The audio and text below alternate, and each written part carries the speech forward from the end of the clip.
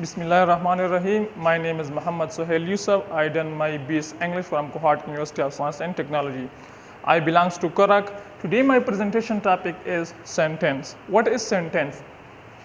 Group of words which has subject and verb and gives complete meaning or sense. Means that the group of words which gives us some meaning, proper sense, which have verb. For example, he is writing a letter. In this sentence, we can take proper meaning and sense from that. Like we know that someone is writing a letter. Sentence also composed of two main aspects. One is subject and another is predicate. What is subject? A word or group of words which name person, place or ideas. Means that such kind of word which names person, place or ideas. Normally we use or we put subject in the start of sentence. For example, I will give the example that he is writing a letter. In this sentence, he is the subject of the whole sentence. Predicate, a group of words which gives information about subject. Means that the remaining parts of the sentence rather than subject is called predicate. For example, in this sentence, he is writing a letter. Rather than he, the remaining part of the sentence is predicate, which give information about the subject. There are many elements of a sentence. For example, subject, verb, complement, object, and adverbial.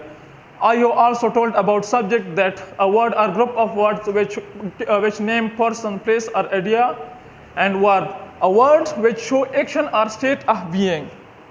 Means that such kind of word which show action or state of being. For example, he kicks the ball. And this sentence, kicks shows some action which are taken by football. He kicks the ball means that the ball receives an action which we called verb. Or state of being, for example, he is sleeping.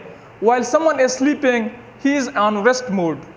So which we called state of being. Or someone ill, for example, he is ill. And this condition, there is no action which we call state of being. The another part of the sentence is complement. A word which adds something to the meaning of subject. For example, Imran is now CEO of National Bank.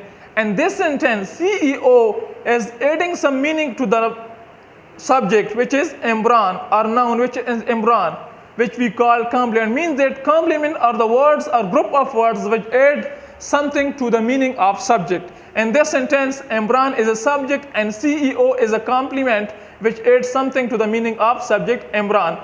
The another one is object. Object is a word which receive action from the subject, and normally in sentences the object is in the end of sentence. For example, he is writing a letter. In this sentence, letter is the object which is receiving action from he. Means that he is writing a letter, someone is writing a letter. In this sentence, the letter is an object which is receiving action from he. The another part of the sentence is adverbial. Adverbial are words or group of words which add something to the verb, another verb or preposition. For example, he speaks kindly. He speaks kindly. And this sentence, the word kindly show which qualifies subject or which qualifies speaks, which is verb, which we call adverbial. Means that adverb qualify adjective, preposition, verb, another adverb. In this sentence, the word kindly qualifies speaks, which is verb, and the word kindly is adverb. Now I come to words.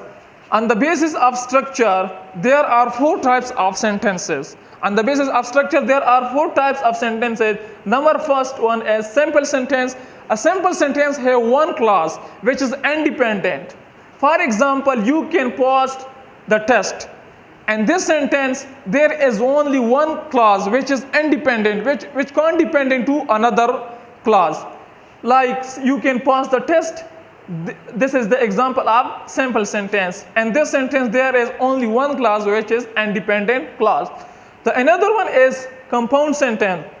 Compound sentence having two independent clause joined by conjunction.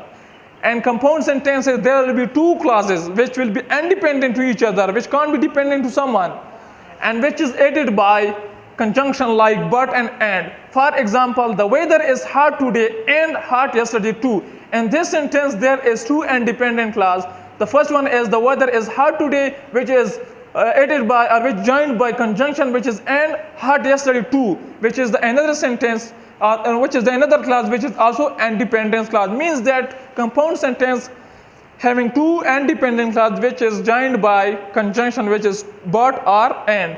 The another one is complex compound sentence. Complex sentence having one independent and two dependent clause. In complex sentences, there will be two dependent clause and one independent clause. For example, I think you can pass the test if you study hard.